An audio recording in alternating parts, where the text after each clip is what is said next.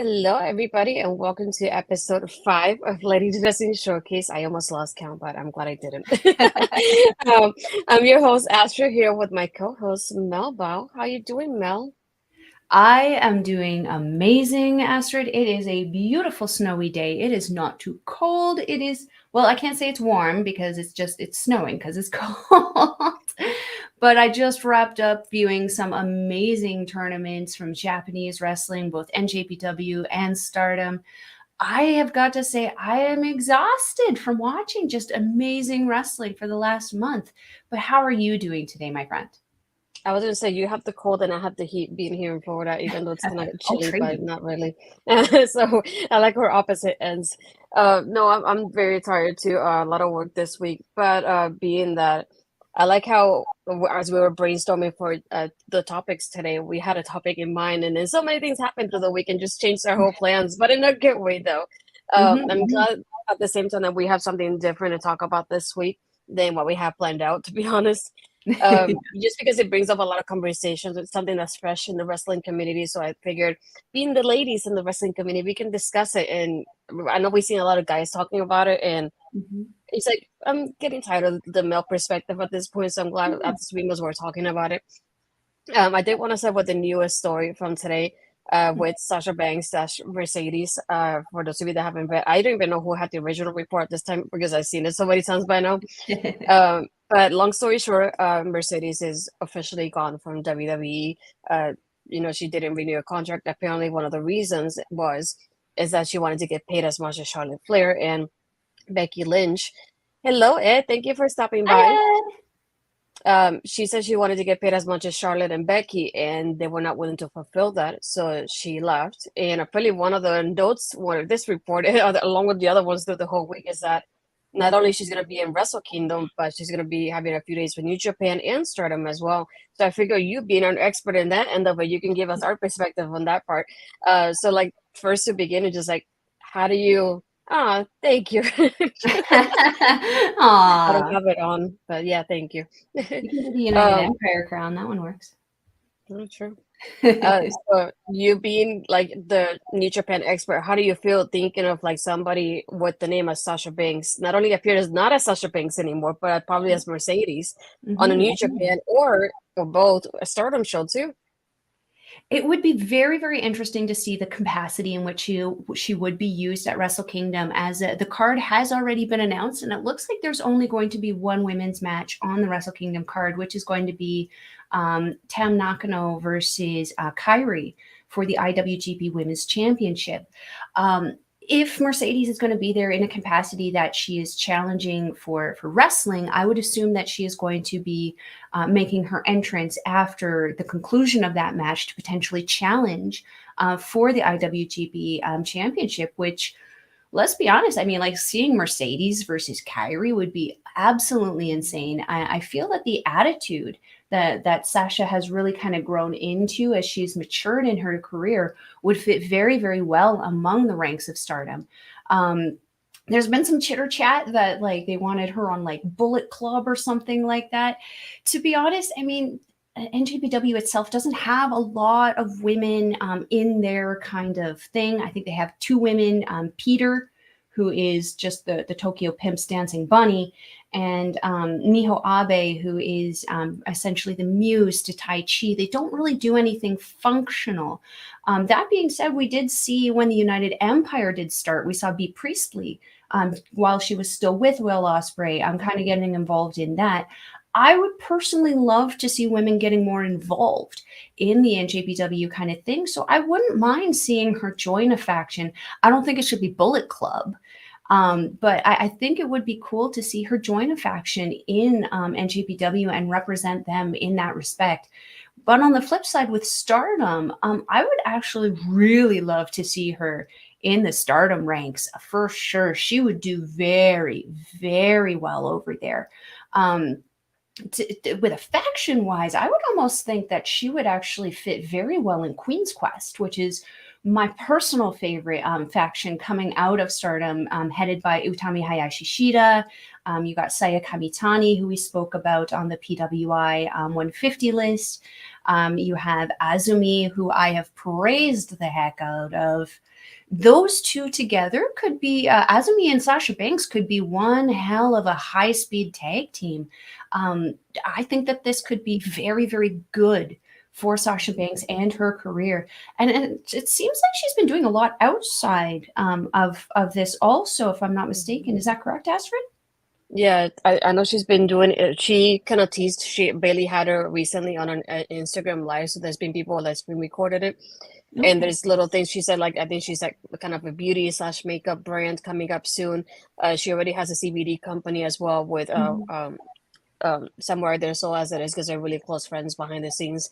So they're together doing that company. She's been, I think, in a magazine talking about the company as well so far, and she's been doing like it was New York Fashion Show doing the runway with Naomi as well. So they had a couple like shows like that, and they went to a couple premieres together because they were, I think, the Black Panther premiere, and I think she was another premiere not too long ago. I don't know if it was She-Hulk, but I know it was another premiere as well. Plus, not only that, you have her in Star Wars as it is too. So I think she, for the time that she's been off, she's been doing so much as it is. It's like, to me, it's bittersweet because I love Sasha. Like, I really, really love her. But at this point, I'm thinking, like, if you think you could be more successful and you're gonna want to take that risk at the same time and that chance on yourself, do it. You never know. And they like a lot of people were. I saw somebody comparing her to, like, Cody Rhodes, and that's a good example to think about because they said, what if she just takes this time to like make herself like more worth, and grow her worth in a way, like the way Cody did in the Indies, but her being outside of WWE altogether, have her worth, grow that from there, grow her like herself, her company, and her face, and other than WWE, and just return a couple years later. You never know. So I think that's something that we could point out that it could happen with her because you can tell she's passionate about wrestling, so she's not going to stop wrestling just like that, the way it just happened just now. I don't see her quitting it. I just see her taking like moments here and there to make moments for herself outside of there. I wanted to go to Ed's question. I was saving it for you here. How many days is Wrestle Kingdom 17? Oh, 2 days. It's going to be 2 days. So the first one is going to be January 4th, which is like a Wednesday, which is like, yeah, thanks, guys. That's going to be fun. With that show, I believe yesterday that the show is actually, the pre-show starts at 2 a.m. and the actual show starts at 3 a.m. I can tell you right now, I am probably going to be like completely running on rogue energy by that point. Like the last show was hard, and we started, I think, at about 1 and we went until almost 6. So this one's going to be a long one. And then the second show, it actually is happening later in the month. I can't remember the exact date. I have to look at my calendar here, but I know it's more mid-January is the second one, and that one is also more on a weekend, which is a more permissible time to watch something. I believe it's happening on the 14th of January, the second night. I would have to double check and confirm that. Yeah, I think it's interesting thinking about it on a Wednesday because imagine the fans watching Dynamite and they're gonna have to take a little break in between if they can, and then to be able to watch that afterwards if they can. And plus, a lot of people working, so a lot of people are probably gonna miss it overnight like that.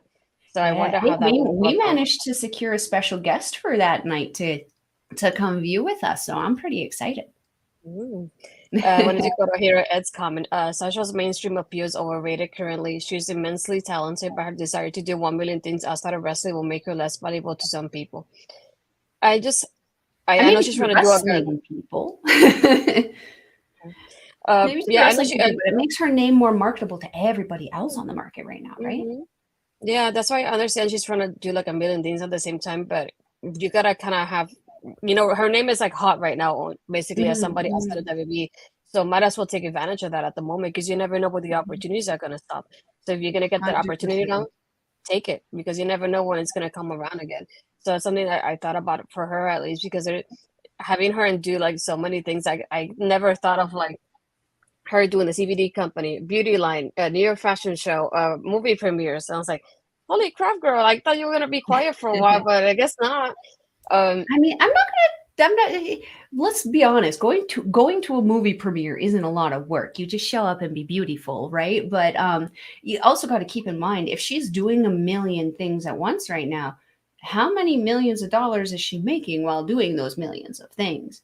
She might be doing a million of things right now, but this could be her quiet phase where she kind of slowly kind of steps back into the bushes and is still training and is still doing things and then can reemerge from the bushes, as you said, a few months, years, who knows how much time later, to be able to kind of tackle it again.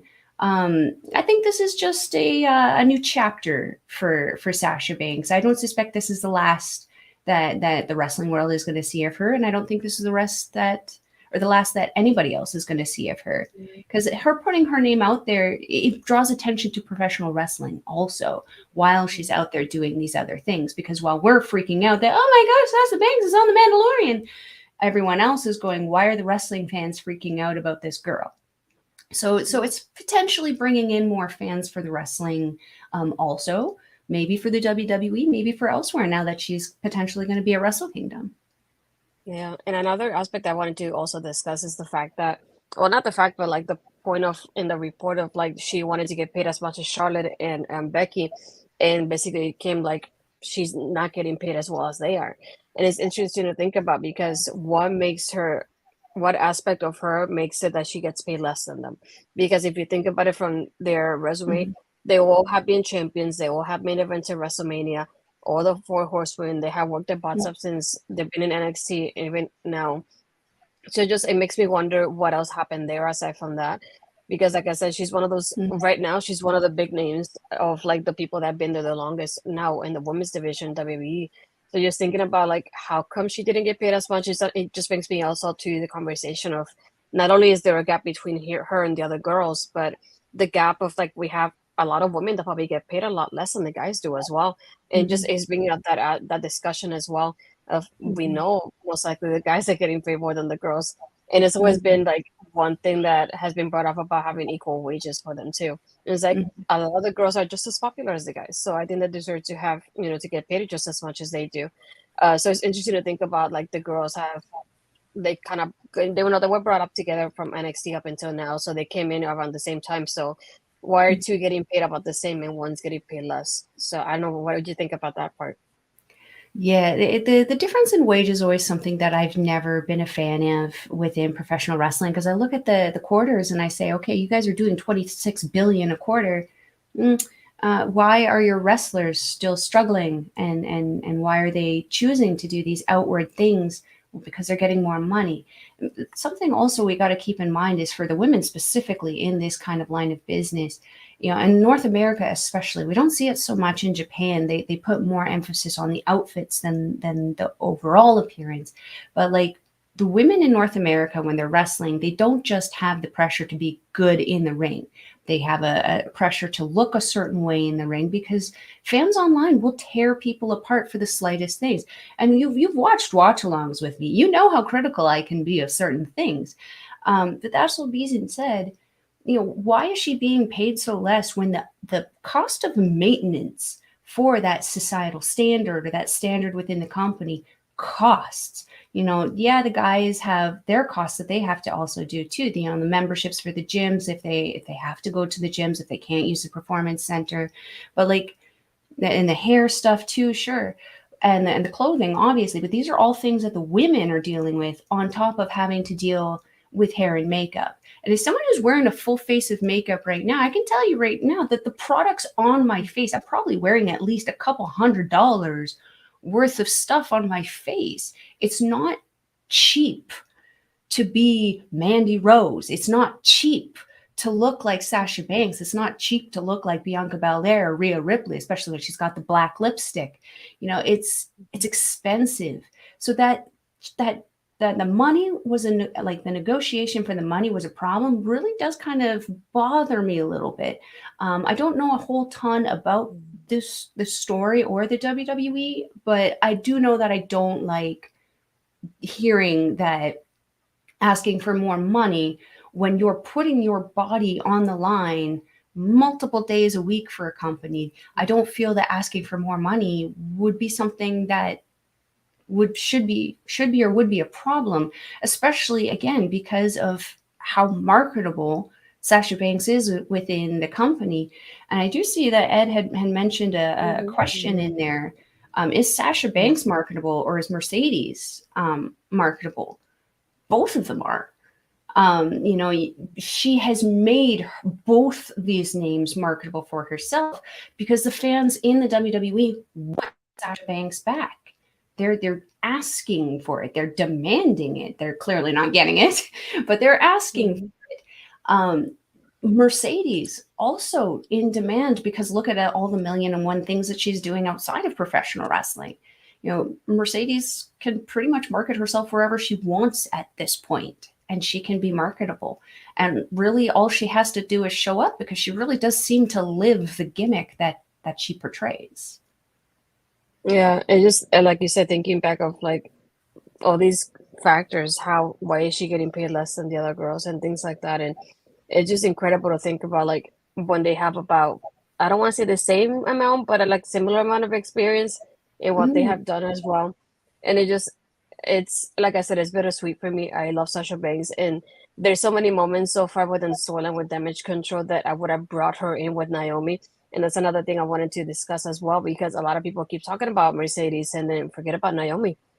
They both worked out together. So a preliminary report on that ends that Naomi was given an options like you either return with Mercedes, you go somewhere else, or you go home. So I wonder when it comes to her, it's like, do we see her returning in the next couple of weeks now that Sasha's gone officially? I say it because I feel like she fits so well in the storylines in the women's division right now. And even like I said before, it's just I love how it's been going on Raw. We have a little bit happening with the girls. We have so many storylines happening at the same time that do not involve the championship, which has been very important to see there. And but at the same time, I don't see that happening often on SmackDown. So that's why I feel like Mercedes and Naomi leaving. It's just that they leave that gap in there that it's SmackDown's lacking right now in their star power. And being that Charlotte has been absent as well from SmackDown, I feel like there's a lot to fill in when it comes to the SmackDown Women's division. So thinking back, I'm like, is this the time that Naomi should return as well? I feel like she could easily fit in on these storylines and make her champion as it is as well, because I feel like she fits well in the SmackDown, and I feel like it will bring star power there too. I'm hoping that Charlotte returns sometime soon too, because I feel like they really need that star power going to SmackDown. But it's like, what do you think about the fact that maybe Naomi can return in the next couple of weeks, maybe, or months now that Sasha's gone? I would love to see that. I personally have missed her. She's always been one of my personal favorites. I just don't understand why it is that I guess it was the Vince regime at that point that was really holding her back. But it felt like it was almost intentional and purposeful. You know, the crowd wanted to see her. They were behind her. They're still behind her. It's unfortunate to see how that went with Naomi's exit. Would I love to see her back? Absolutely. I want to see her working. And especially since, you know, her husband is working still with the company. It would make sense to me. You know, she may have married in, but she's still technically Usi. You know, you Yes, guys Susie. didn't punish them for their bullish. You know, why is she being punished? So, as far as I'm concerned, I would love to see her back. I hope they bring her back. It would be smart to bring her back. Um, I I don't watch WWE, but I'm going to like I feel that she classes up anything that she kind of walks into. So I'm going to back what you say and say that the division needs her. Yeah, I think back of Naomi, especially when she returned at the Rumble and returning with her like natural hair and the way she looked so beautiful there in that clip. Mm. And just seeing how many people responded to that without knowing who she is too. And that's something that always stuck to me after that return. Is just the fact that so many people are talking about her and sharing that clip every now and then. And it has so many views of one of the biggest clips I've seen from the Rumble was that one. It's like, how did you not capitalize on what she has? It's like she has a gimmick that you can easily do so many things that glow in the freaking dark. Come Mm-hmm. on. It's like there's so many things you can build up from there. And she could easily be one of the best sellers if you end up bringing like any kind of merch that has to do with glow in the dark, because that's what she's been doing. Mhm. I also think like she could easily return and do something different, and still people ain't gonna enjoy her. Mhm. I feel like she's been there long enough that they could do more with her and push her Mhm. like the way they have done with like the four horsewomen or even Rhonda to begin with. I feel like she's that type of person that she's a like the company can depend on her. And I feel Mhm. like whenever they kind of had her highlighted and then it just went downhill, and it's been like a roller coaster with her in that aspect. And I want to see her like more consistently being shown on TV. I would love to see that. And it's like I always thought I was like that would be cool if she even joined the bloodline. It was like I would like to see some female presses in there as much as I love the group.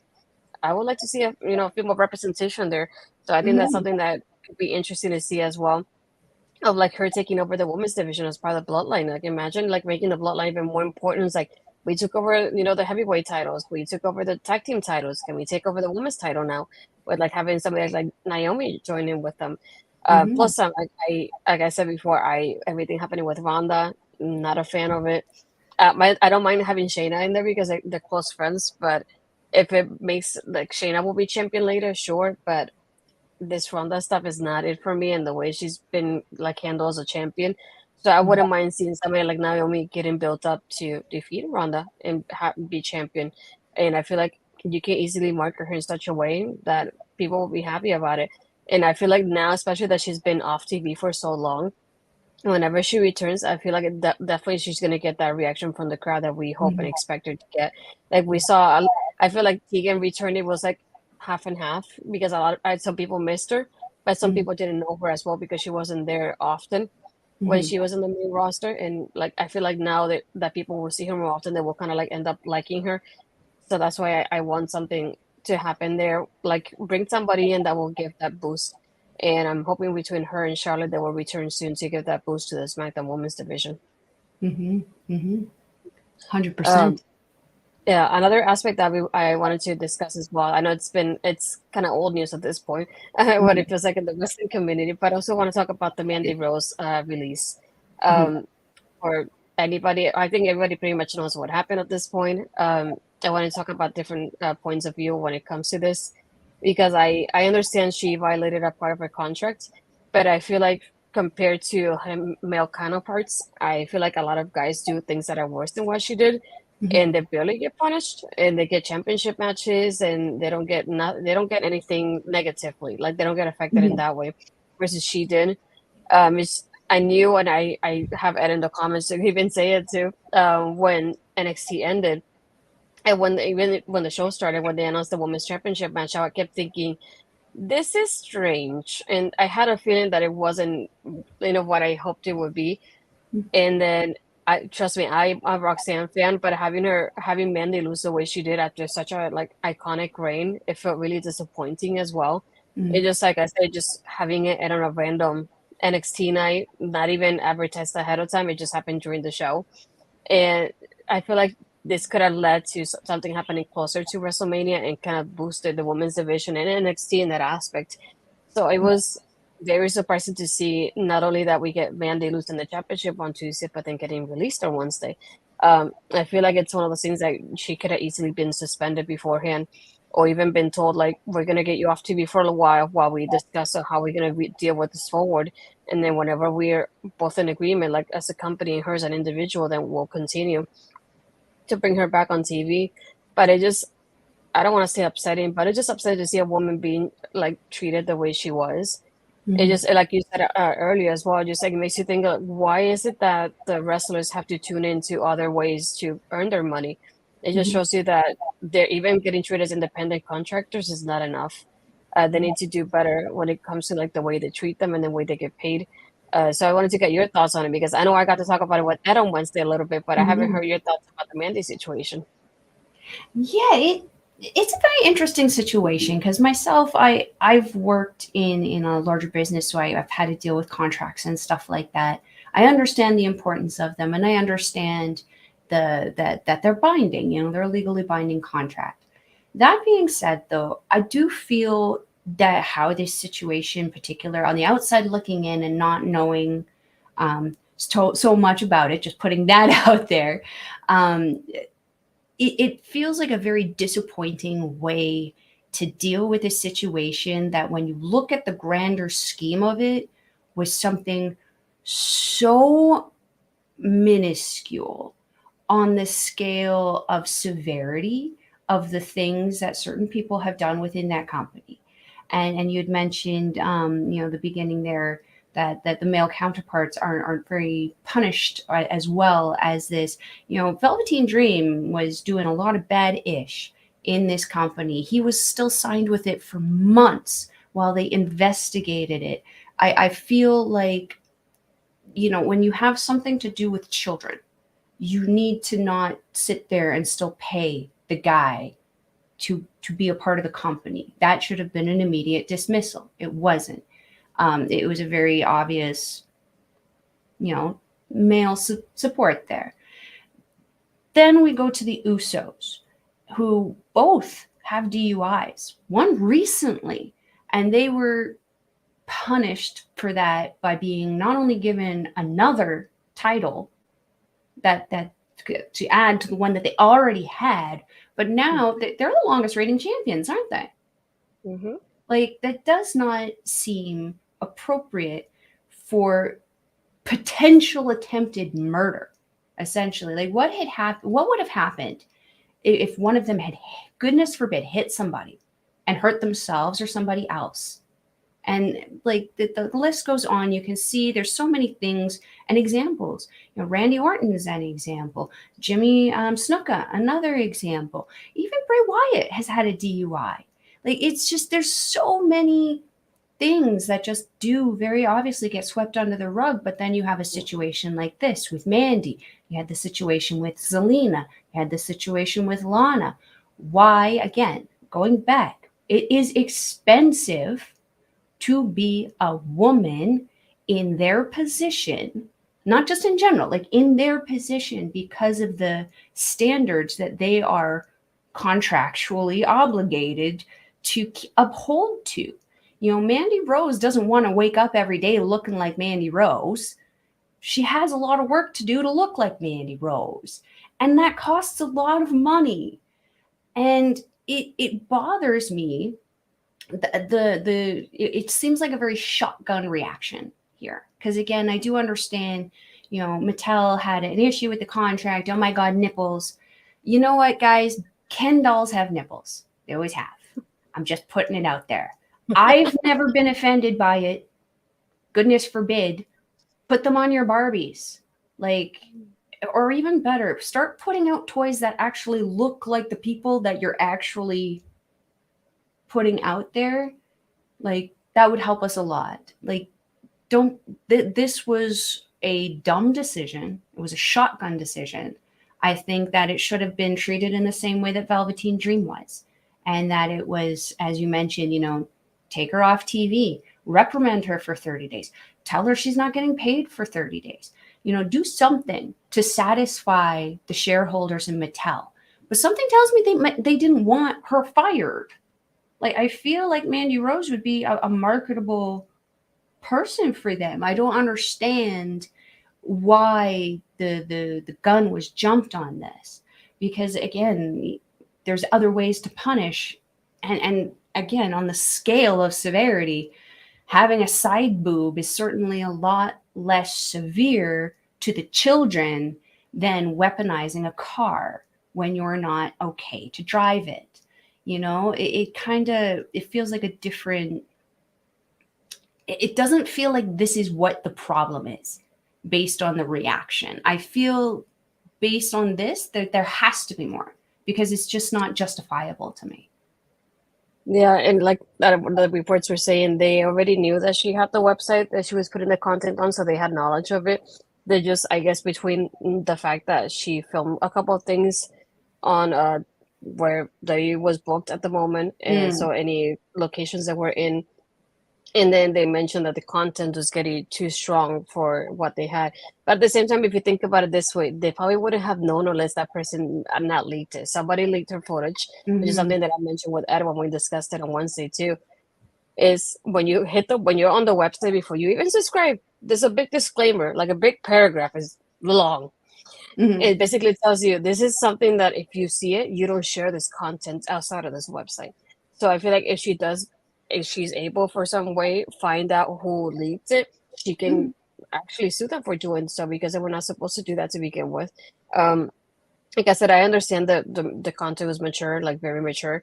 Mm-hmm. That I understand, but I just feel like they just went to the decision too quickly instead of just like doing it slowly. Um, After that, I believe now in her website she's charging more than she was. A lot of people, I imagine with the everything, people are probably going to start subscribing to her to give her that boost, knowing that she lost her job as well. But another thing that came up was that she was earning more from that content that she was wrestling. So can you imagine, like, not only her as champion being featured on a weekly basis, she's still earning more by the content that she's doing, which she probably films on her phone most likely. So it's something very simple, and she's getting paid more by doing that than by actually wrestling on a company that she's been there for so long. Because she's been there, I think she's 2017, 2018, something along those lines. And even from being featured in Tough Enough up until now. But she's getting paid more by doing that. So imagine about that, like we going back to that conversation of the wages. Imagine getting paid more by doing the same content that she was doing in a way versus wrestling on a weekly basis from a $1 billion company. I'm just saying, I'm clearly in the wrong line of work here. I need to get a fake tan and some fake boobies and get some of that money flowing into my account. My goodness, to be making more sitting at home, just simply filming yourself doing whatever it is that you do at home versus putting your body on the line, like in some pretty severe situations. Like there's been some pretty serious injuries that come out of wrestling. To be paid less to do that, my dudes. And this brings me to something that we had mentioned privately, or that I had mentioned privately to you, is that I'm very disappointed in this because I feel that Stephanie McMahon is in a position of power to do something about this. And that she is not is very telling to me about what her intentions were for this divas revolution or women's revolution that she wanted to be a part of and start for the company. She knows. I mean, look at her. She knows what the upkeep is. She looks just like one of her girls. She looks like a model to be out there wrestling. Uh, it bothers me to see H doing everything, H doing all the PR, knowing that she could have handled this, that she could have taken control of this and done something. I mean, she's trained to. She has the education for this. She's literally the head of the company. I feel that this probably should have been an opportunity for her to step up and defend her ladies, and I feel like she didn't. This is another opportunity that she could have done something and didn't. And I'm not liking it. Not liking it one bit, my friend. What do you think about that? It's just I keep thinking about it this way. I feel like Triple H has his what I call his the Triple H kids, because there's the people that you see him getting close to, like he celebrates their accomplishments, and he's like the protective father to a lot of them.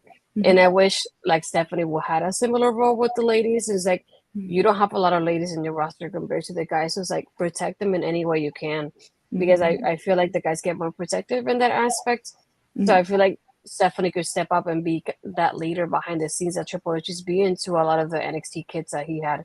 So I would like to see something like that moving forward, and just like stand up for the ladies. Like, yeah, I understand the content was mature, but you had ladies that were on the cover of Playboy not so many years ago, and not only were they on the cover, you showed the cover on TV. You promoted that on usually during WrestleMania, because they will come up and have those Playboy matches during WrestleMania. Oh yeah, You yeah. know. I remember the sable latex hands Hmm. spot on TV. There's also been several times where Stephanie herself has sensationalized her sexuality and had accidental exposure to the crowd. Um, again, it just disappoints me to see that. I feel she could have done a little bit more, and I feel that she, kind of hands up and stepped back out of this situation. And yeah, I agree with you. I think there needs to be a little bit more protection happening for the ladies, because it does kind of, like, H is doing his best. You can see with the celebration with Roxy after Mandy Rose's loss. You know, he is there for the NXT roster, but he can only do so much. He needs the help. He needs her assistance, and the girls need her assistance. They need their boss's help. I would like to see her step up and kind of deal with it a little bit more going forward. And I would love to see this whole thing with Mandy Rose maybe resolved in a little bit better of a way, and that maybe we can see Mandy Rose come back to NXT and WWE. Um, just because I did say that before, like privately with you guys, that I thought I could see Mandy Rose in Stardom, and I could. I just think that she would do better and be happier in the environment that she was recently at, that being WWE and NXT. Yeah, and that's also another thing that I kept thinking about, not only about her, but thinking about Gigi and JC, who are in this group with her for over a year Mhm. now.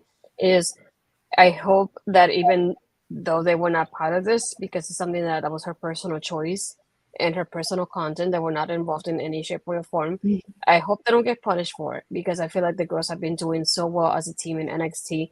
And even now, I feel like they could easily be called up to the main roster in the next couple of weeks, because they probably have nothing else for them in NXT at the moment, especially Mhm. without Mandy involved.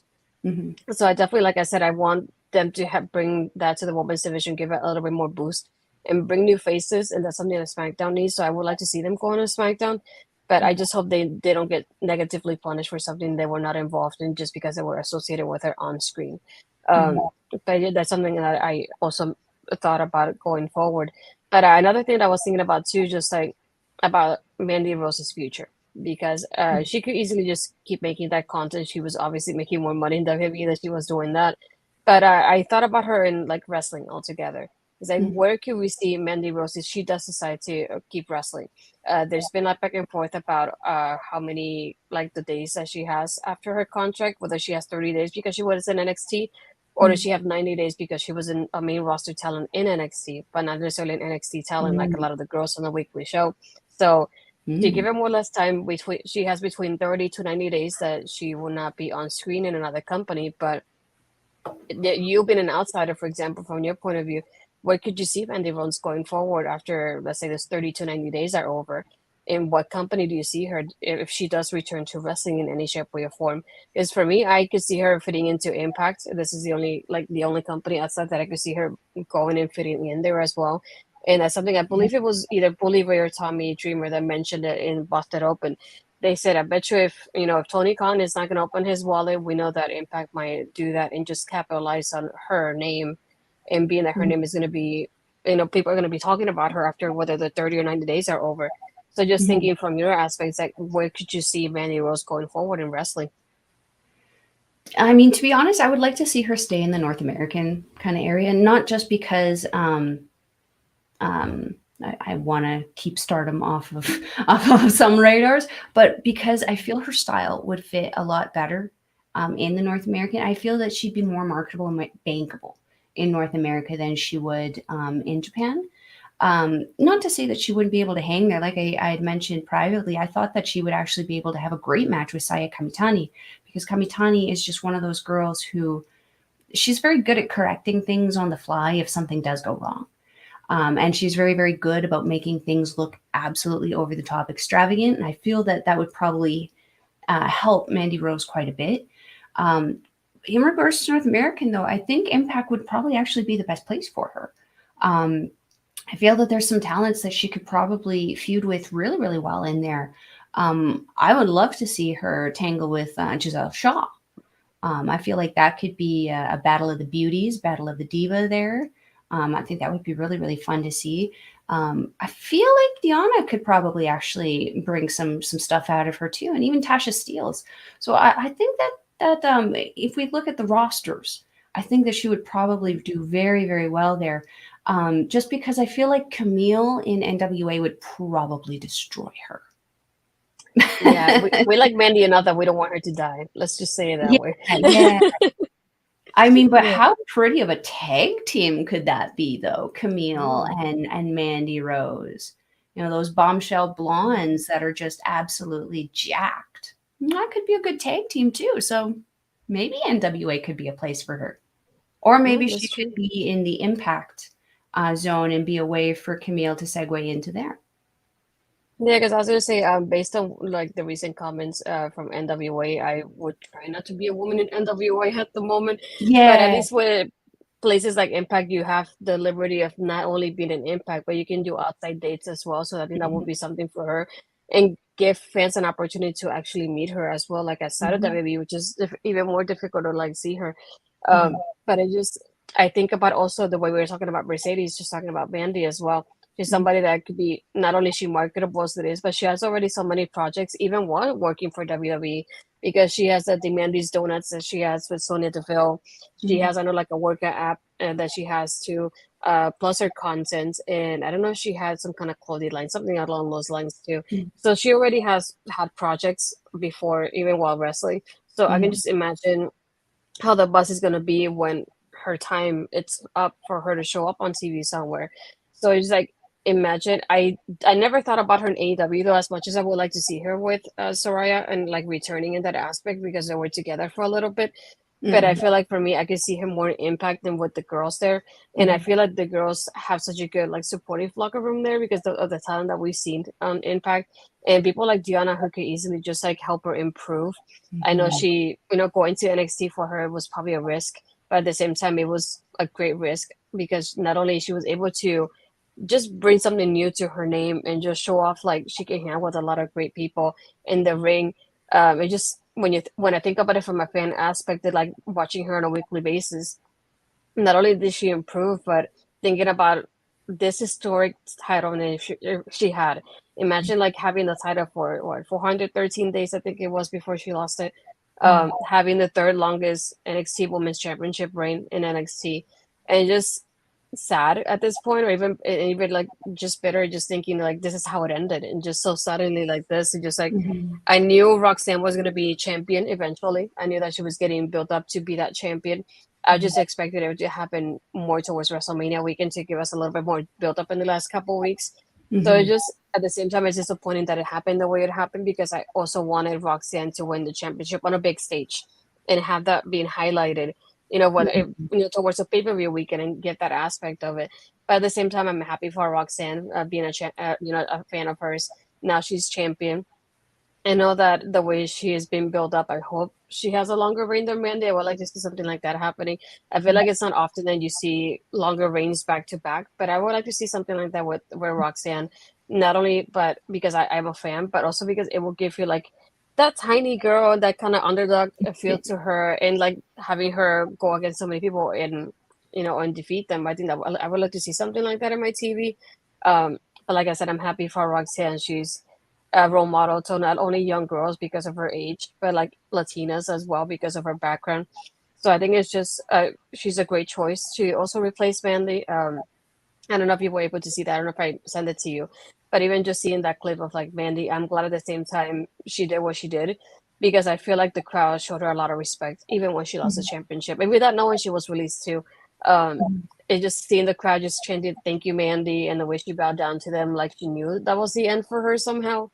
And even now, so many people online, even though you've seen a little bit of negativity as well, but mhm, if you think about it this way, I've seen so many people supporting her and so many people thinking like if you can like just boost up her website or follow what she does next to like support her in that aspect because if you think about it too, she just lost her job on almost in the holiday time, which is mhm, something else to think about too.